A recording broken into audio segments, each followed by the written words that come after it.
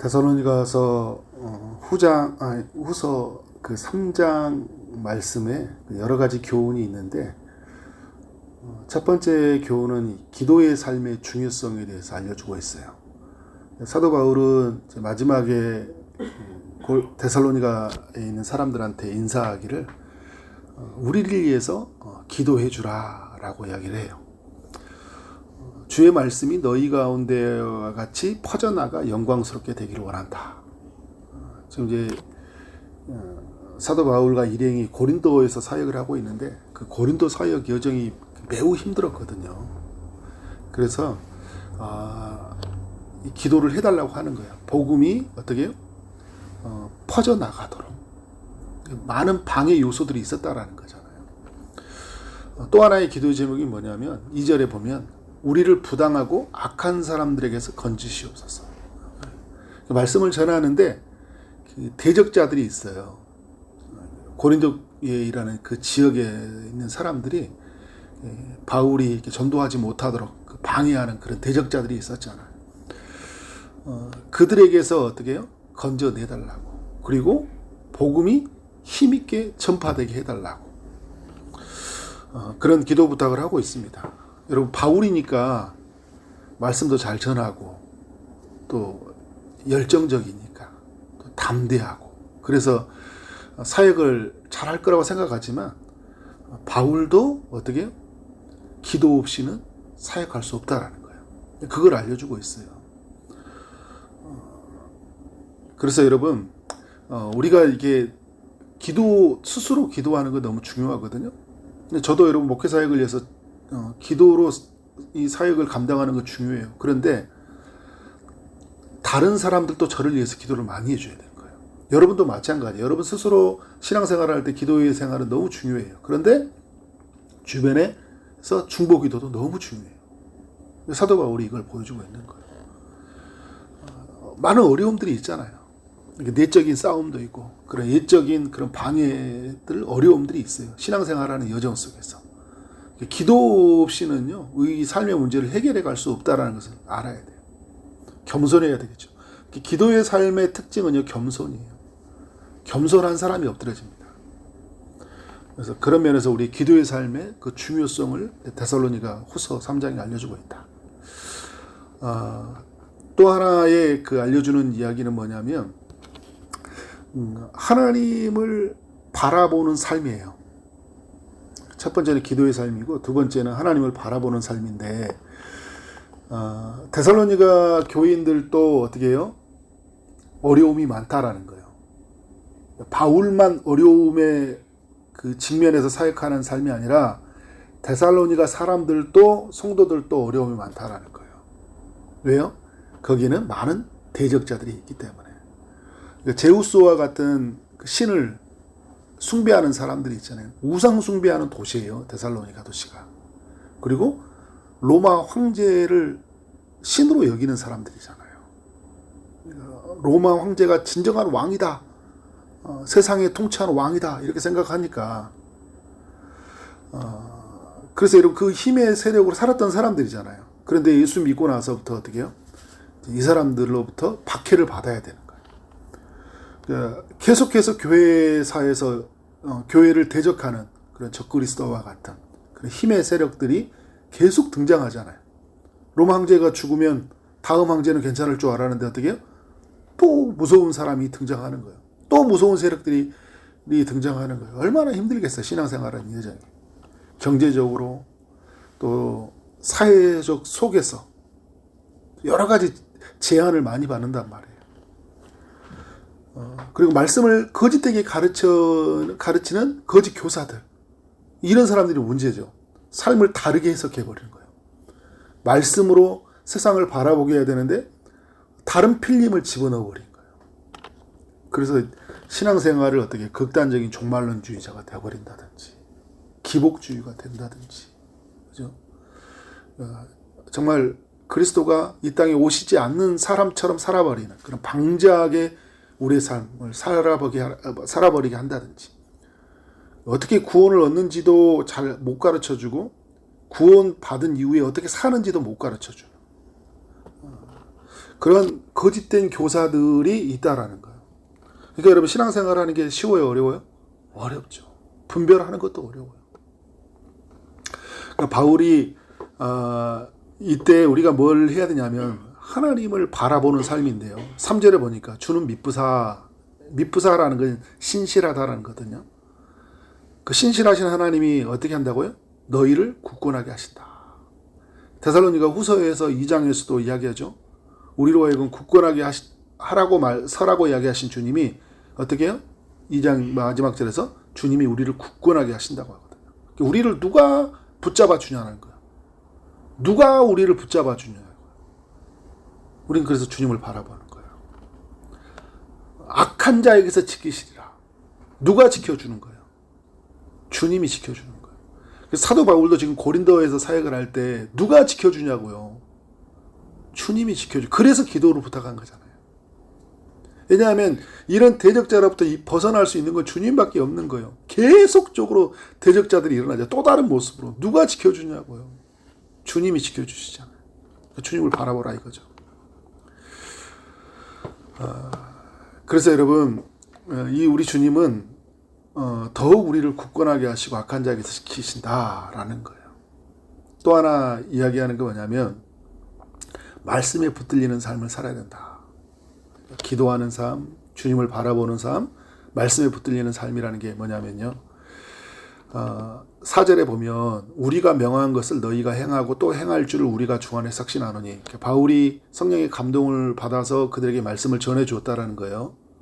그런데 데살로니가 교인들이 어떻게 해요? 그것을 행했어요. 그리고 정말 신실하게 살아갔다라는 거예요. 그런데 사도 바울은 다시 한번 묻는 거예요. 너희가 행하고 또 행할 줄을 또 안다. 그런데 여러분 말씀에 이렇게 붙들려가는 삶 안에서 어떤 일이 일어나냐 5절에서 이야기를 하고 있어요. 5절 말씀. 주께서 너희의 마음을 인도하여. 우리가 하나님께 붙들려 있을 때 하나님이 어떻게 우리의 마음을 인도한대요. 어디로요? 하나님의 사랑으로. 그의 사랑이 우리를 녹여요. 사랑이 두려움을 내쫓는다고 하잖아요. 사랑이 허다한 허물을 덮는다고 하잖아요. 그의 사랑이 어떻게 해요? 끊을 수 없는 그 하나님의 사랑이 우리의 삶을 인도하니까, 덮으니까 어떻게 괜찮은 거예요. 말씀에 붙들리면 하나님의 사랑이 젖어요. 소낙비가 내린 것처럼 확 젖는 거예요. 그리고 그리스도의 인내에 들어가기를 하시길 원하노라. 말씀에 붙들려 있을 때 인내로 사셨던 그리스도에게로 들어가는 거예요. 그러니까 어떻게 되는 거예요? 그 그리스도의 인내를 이제 우리가 여러분 말씀으로 붙들려 있으면 그리스도의 그 인내로 사신 그리스도를 알게 되고요. 주님이 참으셨구나. 길이 참으셨구나. 십자가에서 그 부끄러움을 참으셨구나. 그죠? 그러니까 어떻게 되는 거예요? 내가 지금에 있는 이 고난을 속에서 인내하는 힘이 생기는 거예요. 그리스도의 인내에 들어가면서. 말씀은 우리를 어디로 인도하고 있어요? 하나님의 사랑으로. 그리스도의로 인도하는 거예요. 사랑이 넘치고 또 우리의 삶은 어떻게 버텨내고 참고 견디는 힘이 생기는 거예요. 그리스도를 바라보면서. 데살로니가 성도들이 계속 해야 되는 건 뭐야? 말씀에 붙들려. 우리 여러분 성도들도 마찬가지예요. 다른 것들로 여러분 삶을 막 채워가려고 하지 마세요. 제발 주님을 바라보고 주의 말씀에 붙들려 가야 돼요. 항상 말씀에 붙들려 가야 돼요. 내게 주신 말씀으로, 그죠? 오늘 나에게 허락된 말씀으로. 그래서 그 말씀이 나를 어떻게 붙들어 가도록. 그러면 뭘 누려요? 하나님의 사랑과 그 인내로 살아신 그리스도로 우리가 충만함을 누리게 된다. 또 이제 고면하는 건 뭐냐면 게으르지 않고 낙심하지 않는 삶이에요. 그러니까 이제 6절 이하에서 보면 게으름이라는 이야기를 꺼내거든요. 믿음의 삶의 여정에서 우리가 하나님을 바라보고 기도하고 말씀에 붙들리는 건 너무 중요하잖아요. 그런데 방해자가 있어요. 그 방해자가 그 두 가지예요. 게으름과 하나는 낙심이에요. 그 이야기를 해주고 있어요. 6절 이하에서 이야기해주는 게 어떤 겁니까?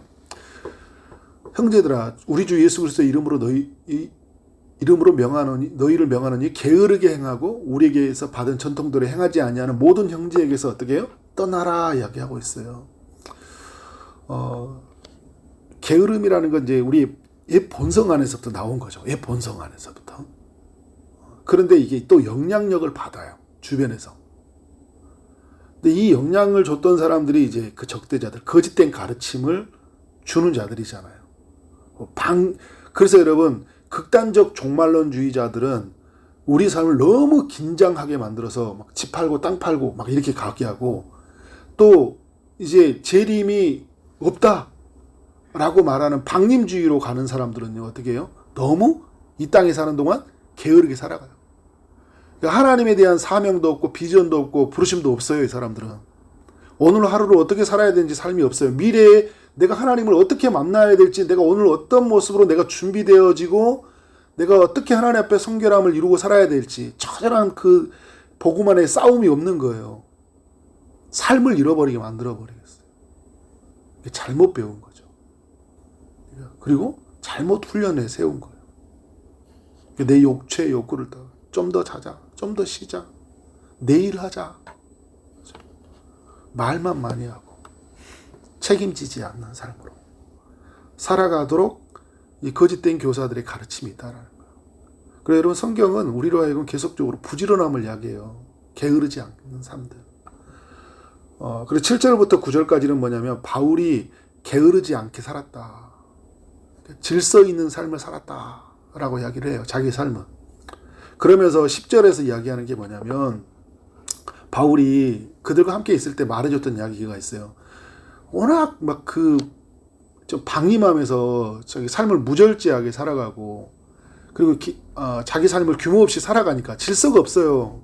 그러니까 질서 있게 살아간다 사도 바울이 말한 것처럼 아침에 뭘 해야 될지 밤에 뭘 해야 될지 좀 삶이 좀 정리가 돼야 되잖아요. 그죠? 근데 질서가 없는 거예요. 그러니까 바울이 말한 거예요. 누구든지 일하기 싫어가는 먹지도 말라. 이렇게 아주 강하게 이야기하는 거예요. 게으름이라는 건 굉장히 여러분 우리 신앙생활에서 중요한 영역이에요. 잠언에서도 이 게으름의 이야기를 교훈을 많이 줘요. 그리고 믿음의 사람들의 특징을 보세요. 다 부지런해요. 게으르지 않아요.